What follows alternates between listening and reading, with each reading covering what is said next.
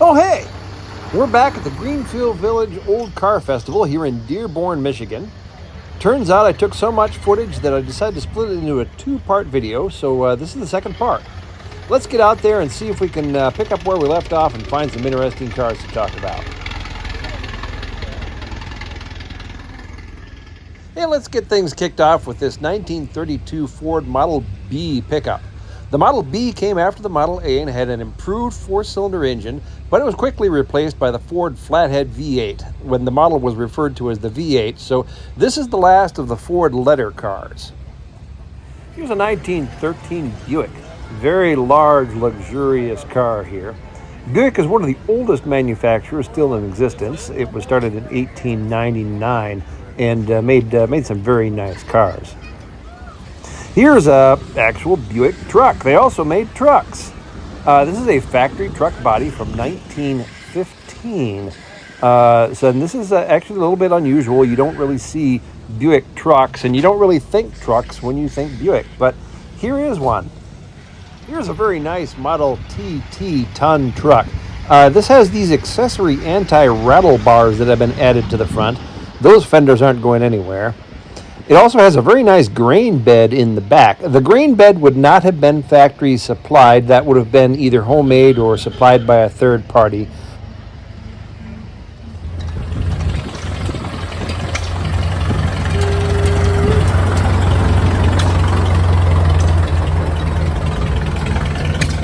Here's a 1924 Garford truck. This is the last of the Garford trucks before the company changed its name to Superior and focused on custom bodies. They're actually still in business today. Speaking of custom bodies, here's a Model A Ford with a custom body. This is a hearse, referred to as a professional car. And there's actually a club for these guys covering hearses and ambulances, the Professional Car Society. Go ahead and look them up if you're interested. Another custom body is this Model A Ford. This is actually, I believe, an AA ton truck with a custom bus body on there. Speaking of funerals, here's Mitchell & Sons Undertakers from Chelsea, Michigan. This is a very nice 1927 Roadster pickup. Actually, it's the same as the Roadster car, only it has a pickup bed on the back. The pickup bed can be detached and replaced with the regular Roadster trunk. So there's a special display area here with hit and miss engines operating various things. Here's one operating a corn sheller, I believe. There's actually a big boy there. That is an International Harvester from 1911. That actually makes 6 horsepower and weighs over a ton.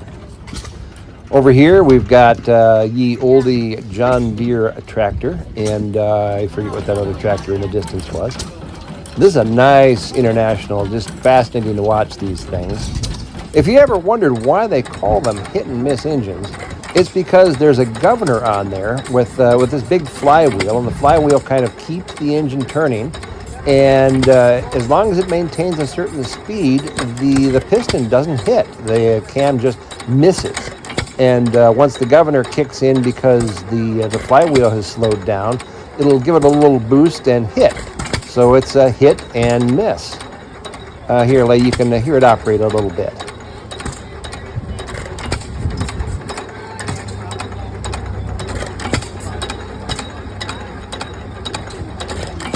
Here's a depot hack. That refers to this sort of bus-like body that was used as taxis. These were traditionally used to take passengers from the train depot out to hotels or wherever they needed to go. This was not a Ford supplied body, but would have been third party. Nowadays they're popular with restorers because they're just sort of all-purpose station wagons. You got plenty of room in there for all the kids and grandkids, so you see a lot of them out. Here's another one that has these rain covers that are called side curtains that are held in place with a lot of little clips. A couple of videos ago I mentioned Murphy fasteners. That's these things. Use a lot of them. Here's another depot hack. This one's got some unusual features on there. Right out front, he's got a little add-on that runs a flat belt pulley so you can run things along the farm. And you notice he's got another differential out front. This is what's called a Living Good four-wheel drive conversion. I actually own one of these, and they're pretty nice. Here's a nice 1931 Model A Roadster, followed by a nice 1931 Model A two-door. Here's a 1931 Model A pickup truck. 1931 Model A two-door again. There's a nice 1931 Model A coupe. And over here, we've got a 1931 Model A four-door. Looks like another Model A four-door, 1931. I'm sensing some sort of a theme here. Wait a minute. What do we got over here? This is not a Model A. What is this? This is a Whippet.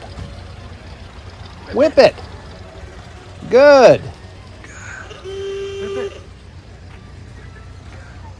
Here's a whole camping display. What it looks like is these poor folks have had their whole farm blown away in the Dust Bowl, so they loaded up everything they had in the old Model A. They're on their way out to California to start a better life. Hopefully they find it. Oh, there's the Grapes of Wrath they've been reading. How coincidental. Really nice setup here. And it's nice that the show lets them set up a little bit something extra. There's actually some other camping setups over here.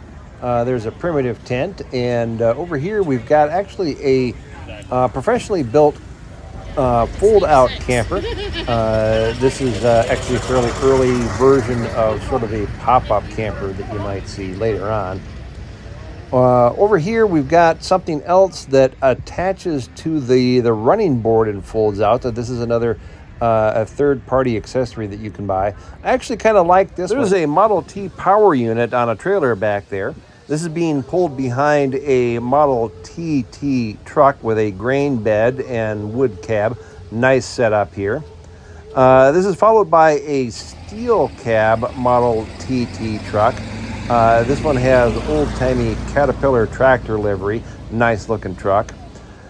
Here is actually a Chevrolet 1932 Chevy pickup truck with nice lines, clean truck all around. Here's a 1927 Model T. This one has a little accessory in the engine. This is a cooker that sits on the manifold. You can put water in there and bake potatoes or cook hot dogs. Kind of a neat little thing. Here's a 1930 Marquette.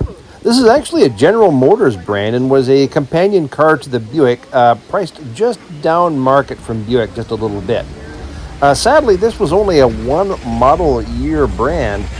It was quickly phased out because they felt that it was overlapping too much with Oldsmobile. Here's kind of a rare Model T. This is a 1915 Couplet. Although the Model Ts are not rare, obviously, this particular body style is. You really don't see these. Hey, as part of the show, they have a GAR encampment. That's the Grand Army of the Republic, Civil War veterans. This is staged to look like Civil War veterans would have looked like somewhere around the turn of the century or so. There's also a World War I military encampment down at the other end of the village by their English cottage. The show has a big activities field where they do car games, although sadly nothing was going on when I stopped by. But they have things like car races or slow races or, stab the potato or pop the balloon kind of thing. I've participated in them in the past. They're usually pretty fun. But right now, really not much is going on down here except a few cars milling around, the village train sort of passing by. But that's just sort of a little added dimension to the show that usually there's some activities going on down here. I just happen to miss them. Here's a Model A Ford Coupe. This is a well-preserved original top material on there. Looks like original upholstery. Just a nice car. Also proof that you don't have to have a car that's all super restored or be uber wealthy to show at this show. I kind of like looking at these really almost more than the well-restored ones. They're just nice to see them still out there like this. Here's a couple of Willys Overlands. Willys, of course, would be favored with a contract to build Jeeps during World War II, so So Willys later on sort of became synonymous with the Willys Jeep. Here's an Overland Whippet. Whippet was part of the Overland family of cars. You don't see these too much, but they're out there. The radiators are sought after for people building speedsters because they're kind of slick. Here is a 1928 Graham Page. Graham Motors is a really interesting company. Went through a lot of twists and turns and did a lot of weird things. I could really almost do a whole video just on the interesting history of Graham Motors. Here's a 1928 Lincoln Burline limousine. This would have custom coach work. You see sort of the unusual windshield. We couldn't do curved glass at this point, so this is as close as you get to wrap around. In the back seat, we've got some little fold-down jump seats for extra seating. Yeah, this is a full-on limousine right here. Just a nice car. I see the side mount spares on there. Here's a Model T C-Cab truck. This one I really like. It kind of reminds me of my own truck. A lot of the same condition. He's got an accessory transmission in there. Not sure if it's the same Muncie that I've got. There were a number of auxiliary transmissions that could be added later on. Nice original condition. I should mention one of the unique features of this show is the Pass and Review.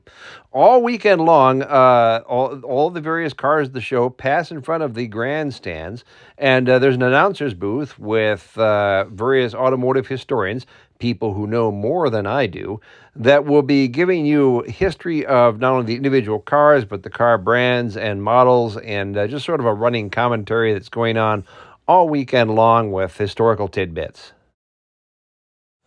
Here's a 1928 Hupmobile 8. Hupmobile kind of struggled along through the Depression. They did manage to survive the Depression, but just before the war, they just ran out of cash. They tried for a while reaching an agreement with Graham Page. You saw that Graham Page earlier, but it just didn't work. Here's an air-cooled Franklin. As you can see on the radiator badge, this has a badge from the 1951 Greenfield show. Yeah, there it is. So this car has been just sort of a fixture at this show for the last, 71 years? I remember seeing this car with this orange color when I was a kid. Here's something British. This is a 1926 Humber 920. The 20 in this case stands for 20 horsepower, so this is not really a particularly powerful car. The Humber is well known in England. They made motorcycles also and bicycles. There's the 20 neck-snapping horsepower there. A lot going on in that engine bay. From the more is more category, here is a 1910 Rambler just dripping in brass. At one time, Rambler was actually the second best-selling car in the United States. That was a few years before this. A few years after this car was produced, they would be bought out by Nash. And speaking of Nash, here's a very nice 1932 Nash. Look at that fancy hood ornament. This whole thing looks very upscale with the headlights and the accessory driving lights under that. This is actually a two-seater. This is a convertible coupe with nice covered side mounts. Very fancy-looking car. Speaking of fancy-looking cars, here is a 1931 Lincoln full-size touring car. Now, if that doesn't speak luxury, I don't know what does. Speaking of luxury, here is a 1929 Packard with the signature Packard tombstone-shaped grille, and there's a reclining nymph hood ornament on there. Just a nice car there. Back to Hupmobile. This is a 1931 Hup. This is unrestored condition. Nice to see that. Here from Great Britain is a 1930 MGM type. Hey, the show is not all cars. There are a few motorcycles, as this 1933 Harley Davidson V-Twin can attest. This is just a really, really nicely done bike. Hey, speaking of motorcycles, here's a 1910 Bianchi. This is a Italian company that is still in business, and they're better known for their motorcycles. They also have a very extensive line of bicycles. This very nice limousine, the chassis was built by Bianchi in 1910. The body is custom made by third party. But everything is very fancy for 1910. You can see the flower vases there. Earlier on, you saw the little tube for speaking to the driver because you're separated from the driver. Just a nice car here.